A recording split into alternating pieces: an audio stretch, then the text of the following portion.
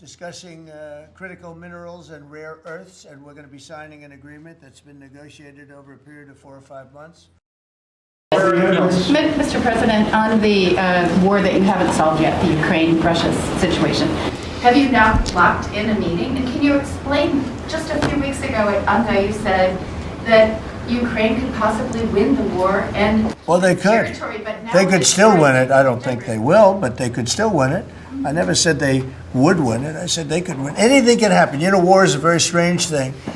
A lot of bad things happen, a lot of good things happen. If you look at the Middle East, I would say prior to us hitting Iran so hard, we could have never made that deal because you would have had a dark cloud over the Middle East when we took out their nuclear capability, which was one of the great military maneuvers of all time. It was flawless. You saw that. Yeah. Those magnificent B-2s. I mean, that was a flawless move that was done by some very talented people, headed up by Pete and everybody else. And the Prime Minister, we're here to talk about trade, submarines. And it totally opened up the Middle East. It took the cloud over the, we had a dark cloud over the Middle East, and now it's all, I mean, we have a little situation relatively with Hamas, and that will be taken care of very quickly if they don't straighten it out themselves, because they're in violation of their agreement. President Putin on Thursday, did you discuss his ongoing attacks on civilian areas in Ukraine? Yeah. Did you talk, did you say cut it out? Did you say show an article of good faith to me? I did. But as you know, most of the people dying are soldiers. The soldiers that are dying in Russia and Ukraine, it's unbelievable. 5,000 to 7,000 a week. Can you believe it? And I look at that and I say it's pretty amazing. But in addition to that, there are attacks on Kiev and some of the other places.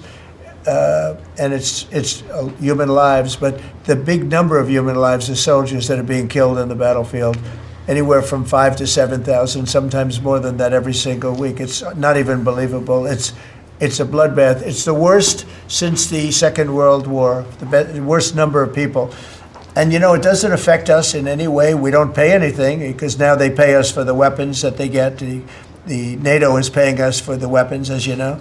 It doesn't affect, I guess you could say that's a positive thing, they pay us, but I'm not interested in that. I did straighten it out. In this country than anybody ever imagined. That's a war that would have never happened if I were president. But we do speak about that. I speak about all of the lives, but I do speak about the civilian lives. Yeah. Done such an amazing job on the Ukrainian children who were abducted by Russia. Would you support Senator Lindsey Graham's bill to declare Russia a terrorist state? And you have within your power, you're the most powerful man on earth. Why don't you just enable Ukraine to finish this war tomorrow? Well, if you knew anything about what you were talking about, you'd be able. You do. I don't think you do, really. I don't think you do because it's a little more complicated than that. But it sounds easy. We're in the process of trying to make a deal. If we make a deal, that's great. If we don't make a deal, it'll be a lot of people are going to be paying a big price. Thank you, press. Keep going. Thank you, press.